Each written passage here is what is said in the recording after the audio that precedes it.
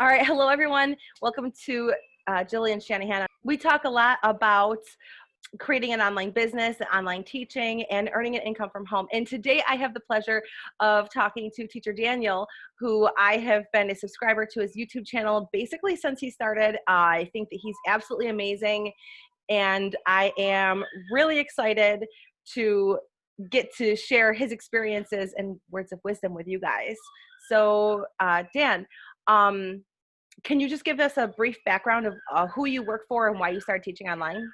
Sure. Yeah, so I've been an online teacher for a little bit over a year now, and right now I'm full-time on Outschool. So I just started a couple months ago, and before that was with VIP Kid, Cambly, Palfish doing online ESL.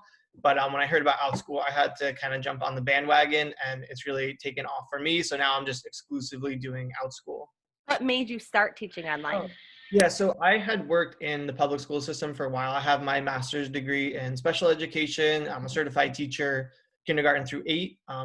But there were just a lot of limitations with the public school system, and especially in special ed, just certain things that I was like, you know what, I'm not able to enjoy it as much as I would something else. So I just kind of looked at some other options. And like now with Outschool, for example, I heard one teacher had a quote, and it was like all the great parts of teaching without any of the bad parts. And that's like what I feel when I'm doing online teaching. It's like all the good stuff and not too much of the negative effects. How quickly did it take or how soon did you see bookings happen with Outschool? So I got approved like May 3rd, 2020. So like I'm pretty new to Outschool still. And then in a couple weeks, I had my first booking. So like I had a May 17th class, and I was like, yes, I got a student. And a couple more within the next couple of days. So I was going to teach the class for 5 students. And that was like probably a week after opening the class. I had 5 enrollments. And then the morning of, it fully booked up to 9. So I was like, yes, I have a fully booked class. First class? That was your first class? Yeah, my first one. I think I just got lucky. I mean, it was on a Saturday, and it seemed like a lot of people woke up in the morning. I'm on the west coast of the USA, so morning for me is like afternoon for most of the country. And it just seemed like people popped up that morning, and I was like, yes, I'm fully booked. So after that, I was doing like 1 class a day for a couple weeks. And then after that, it really just took off. So I did book my first class. I got lucky in that sense. And then it took a couple weeks to get like more classes per day. When I started doing Outschool, I was still working full-time for Palfish. So I only did 1 class a week. Like that's how I started. I was like 1 class a week. That's all I'm doing. We'll see where this goes. And I was surprised. Now, what kinds of things you have a different curriculum that style than most other teachers have? I had saw you talk about sports. Like what kinds of things do you teach on Outschool? I think it's pretty amazing you could teach like anything. Yeah, it is really true. Like when people say you could teach pretty much anything on Outschool, like definitely true. So I did try like a bunch of different things, but I kind of found my niche in sports. But then I get more specific with my classes from there. Like I have a baseball talk class where it's just discussion a couple times a week, football talk class, and then I'm also doing sports math as a camp. So it's all word problems, but they're all related to sports. And I wasn't really sure how that class was going to do, but that one's seen some success so far. And then I also teach some video game classes, like some sports video games, but also Fortnite and trivia and things like that. So I have about 11 or 12 total classes, some more popular than others. But yeah, that's kind of my niche, is like the sports and video game population. I think that I think my daughter would probably like to take your Fortnite classes. I have my kids in these classes too, and they tend to be attracted to the ones that are like specifically like tailored towards their interests. That was the first class that we ever took, was an IEW Fortnite writing class. Oh, I've seen that class on there. Nice. It was really popular. So I totaled up how much money she made from that class. I'm like, oh my God. Yeah. That was before I ever taught a class. Yeah, I do that same thing. I'll look at the completed by 400 learners, and I'm like, wow, subtract 30%. Wow, so they made $12,000 from this one lesson, and things like that. Yeah. I like that farting lesson. Yeah, I've seen that. Farts. About right. So for those of you that don't know, if you go to Outschool and search for their classes and search for the word fart, there is a very popular class about farting that kind of gets a lot of wind from teachers. Yes, a lot of people I know. But a lot of people like to talk about that because it really does go to show that you can teach legitimately anything. My daughter took a class. It was a girls chat hangout talking class, and $9 a week. The teacher had 18 kids in it. It completely booked. It's a weekly class. I'm going to keep my kid in it because she loved it and she needs a social interaction. So like really anything that you can do. Uh, what um, what would you say makes a successful Outschool teacher? Good question. Most importantly, and I say this in some of my videos, it's like kind of cliche, but hard work and dedication, caring about your students and not just treating it like a job. Biggest thing for pretty much anything in life, but specifically Outschool, what would make a good Outschool teacher? I think you have to be really flexible and know that like your first attempt is probably not going to work with some things. Like I had a lot of classes that just didn't take off. Like you just mentioned the girls social club. I tried that with a boys social club. I was like, oh, social skills building. I'm a special education teacher. I think it's going to do great. And who knows if like the age group was a little off at first, maybe the price, maybe the format, but it just really didn't take off. So I was kind of like, all right, let's put that to the side for now. Let me try something else. And if that's something I come back to later, I'll do that. But I never really needed to because the other classes did well. So like, while I would have loved to teach that class, I kind of just moved on and said, let me just try something new. So I think flexibility is probably the biggest part. What would you like to say about pay? How has your pay compared to the other platforms that you teach? So you have taught at VIP Kid, Cambly, and Palefish, right? Yes. Yeah, those are the three other online teaching sites that I worked on. Yeah, and it's honestly like not even close. Like I made some videos talking about my Outschool pay, and I have ones from VIP Kid too. And I felt like I was pretty successful on VIP Kid, like getting bookings, getting a lot of hours. But in terms of like hourly rate and just total income, like it's four times as higher at least on Outschool. Like it's honestly not close. And like I'm West Coast USA, like I mentioned earlier, so the hours compared to China are awful. Like I think they're 15 hours ahead or 16 depending on daylight saving. So yeah, I was up all hours of the night, and sometimes you get a cancellation like the night before, 24 and a half hours before the class start. So it's not even like a student no show, and you end up having to wake up for like one or two classes. And yeah, I wasn't getting a lot of sleep. So I know like you work on fitness and things like that. So like the importance of sleep and effects on your health. It's just like not even close. So Outschool's pay is better, but also just everything else is better too so far. To work, like what hours do you choose to work Outschool? Yeah. So right now I'm doing Monday through Friday, sometimes a couple classes on Saturday too, but basically like a normal teacher schedule, like about 8 in the morning till 4 or 5 p.m. So that's working now. Maybe that's impacted because of the pandemic. Kids are home from school at those hours, so they're able to take classes on Outschool. So we'll see if that changes, and maybe I have to do more afternoons, more weekends. But right now it's pretty much Monday to Friday, 8 to 5. So I only work 2 hours a day with Outschool. I work 1 to 3. And sometimes I will do, because I've kind of like played with my hours again. Sometimes I will have a 6 o'clock. I have a 6 o'clock or 6:30 Eastern Standard Time class. So I'm talking Eastern Standard Time. I have like a 6:30 Eastern Standard Time class once a week, and then I have sometimes I'll play with like bedtime hours. So like 9, 10 o'clock. But I don't generally work towards. I work like 3 to 5 hours max a day, and it's been pretty good. Gotcha. Yeah, I guess if you transferred mine to Eastern time, it would be like 11 a.m. towards 8 at night. So it is like a little bit on the later side, but I feel like those later classes get a lot of the West Coast kids in the USA. So it kind of balances out. Like maybe the East Coast kids take my early classes and the West Coast kids take my later ones. I've noticed that the majority of my kids come from California in the hours that I teach. I have had some kids from now the early, like the 6 o'clock, those are all UK. I've had some kids from Africa, some kids from Mexico. Um, but I have had like kids from Canada. I've had kids from Virginia, New York, but the majority of kids have come from California. I would say the same thing. Like I have a lot of West Coast kids, maybe because like I'm on the West Coast, so I have those hours kind of more fitting for them.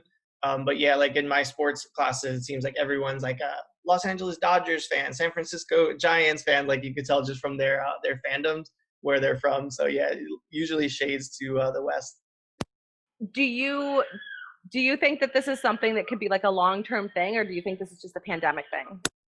That's like the $1 million question, I feel like. And if I can know that, I feel like I would be able to plan a lot better for my future. So I'm trying to keep options open because I don't know what's going to happen. Like, I don't feel like anyone does. If you look at some of the emails that Outschool has sent out and how many students they've added in the last couple of months, it's just like really crazy. Like, I think 30 times as many students in 1 week than they did that same week the year before. So their chart like goes like this for a few years and then just skyrocketed the last few months. So I would like to think that a lot of those students will stay on and maybe they'll change their hours a little bit. But I really don't know. I'm hoping, even if it takes a little dip, at least it'll still be like a viable option for me, hopefully. But yeah, who really knows? I don't want to, like when I get referrals, they'll ask me that question. And I'll be honest, like, I'm not sure how, if it's going to stay at this level. I'm sure it'll still be successful, but maybe not this level. I agree with you, and I personally believe that online education is not going anywhere but up. Whether Outschool stays where it's at or it kind of grows and adjusts with culture and with the changes, I think that it's not going to go anywhere as long as they make those changes that are necessary. Exactly. Yeah, I'm hoping the same thing happens. Like you said, like online education in general is in a good place, or it's at least people are seeing the value of it. So hopefully it keeps it going. Sit there at the door and scream. Oh yeah. She's like, I got my mom. That's what I wanted.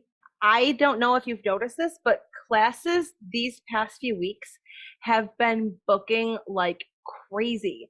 Like, so many of my classes are getting completely booked and selling out where they weren't a couple of weeks ago. And I don't know if it's just because it's, the amount of time that I've had in Outschool and I've gotten that following and I've gotten those students, or if Outschool in general is just taking off. But have you noticed that with you or with your referrals?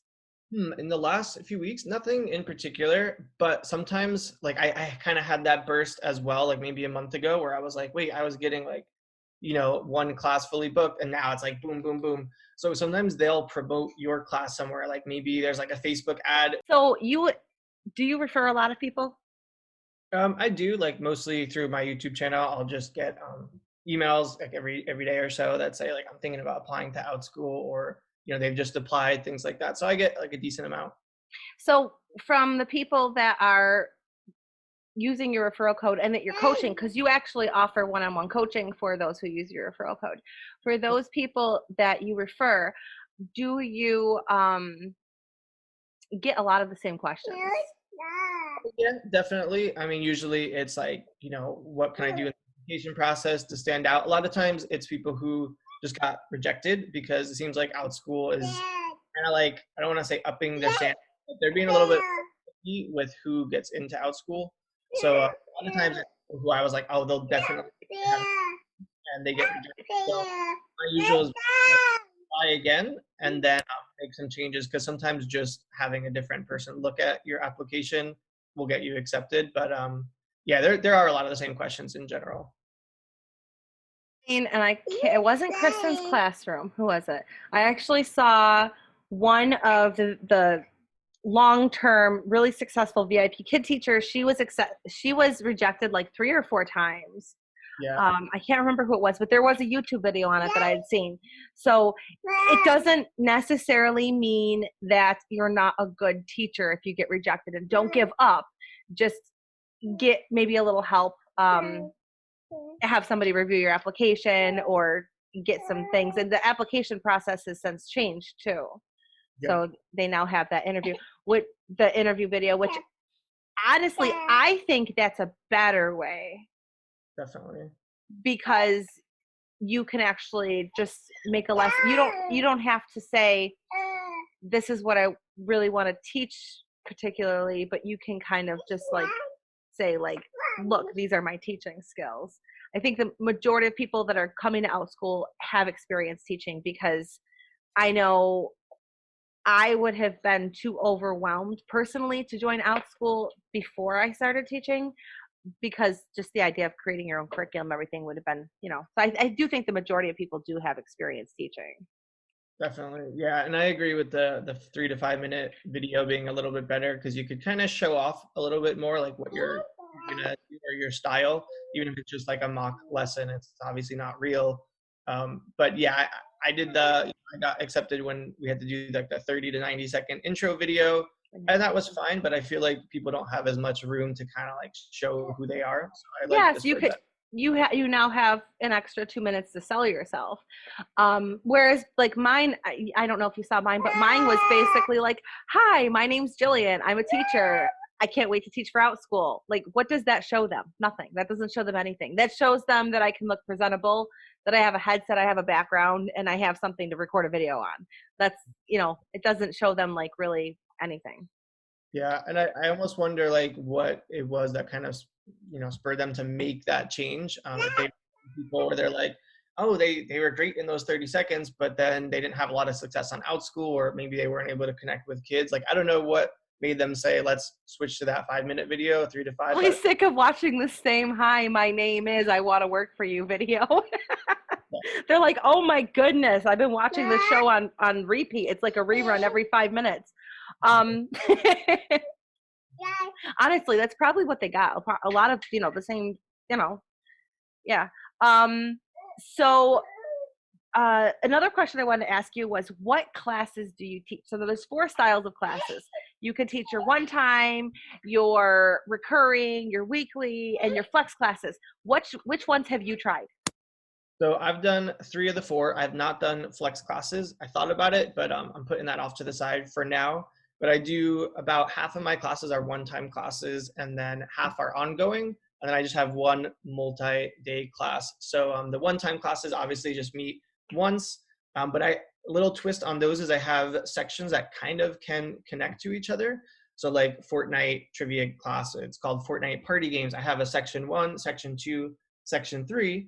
They're all one-time classes, and the kids can take them in any order. So they don't, they can take section 3 and then like three weeks later take section 1. They just have different questions. So while they are one-time classes, they are kind of, I get a lot of repeat students in those. And then all my sports discussion classes, they're all ongoing. So they meet a couple times per week. I've noticed has worked for me, and I just started doing flex classes. I started creating flex classes. Is that necessary? I think one thing that I have noticed that works for me is creating a student funnel. Have you seen the videos where I talked about that? So, okay, so what I do, so if you are in business in any way, you might know like the term freemium. You get students in with a freemium, and then you get them in, or not students, but you get clients in with a freemium or a smaller price package, and then you get them into like your larger price packages. So what I've been playing with here is creating student funnels, and basically what it is you get them into a one-time class, because that's a one-time commitment as opposed to a weekly subscription. And then from there on, you refer, from then on, you get them into like your weekly classes. So it brings you from having a student one time that took one class with you, and then, a recurring student. So that's how I am still playing with it and working out to see how everything seems to work out. But right now it might not be the absolute best, but it's better than what I was doing before, is getting the students in to a one-time class and then focusing in on my weekly classes. So eventually what I plan on doing is having weekly classes, my flex classes, and then one-time classes just to grab new students. But the one-time classes are not going to be as frequent as they are right now, even though they have been booking up pretty quickly. But that's like kind of how I'm doing it.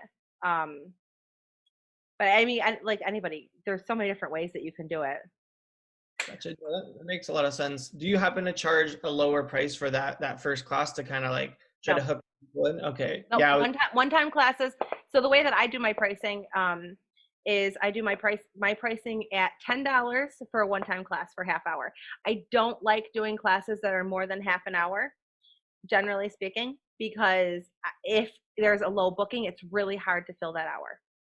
So like one time I have a homesteading for kids class that I charged $15 for, and it's for an hour. And I had one student come into it, and I had to talk about homesteading to one kid for an entire hour. And that wasn't something that I had been prepared to do, I guess. Now, the mom, she gave me a great review because she knew that I didn't have to teach that class. It's my personal policy that I don't cancel for low bookings because I feel that every student's education is important. And in addition, I think that you're more likely to get a good review if the parent knows that you took the time out and you didn't have to teach that class and they've got that one-on-one attention, a repeat student. I do it for selfless reasons, but there are good things that can come from it. So just for that reason, I like to do my classes half hour. And then for my weekly classes, I've played with the charging between $6 and $9 a week. And I feel like 8 is a pretty good sweet spot for that, personally. Yeah, and you have much younger students than I do, so like 30 minutes is probably kind of pushing it in some classes where they're like, all right, their attention's running out. So my students are all yeah, go ahead, you break that, that's cool. My students are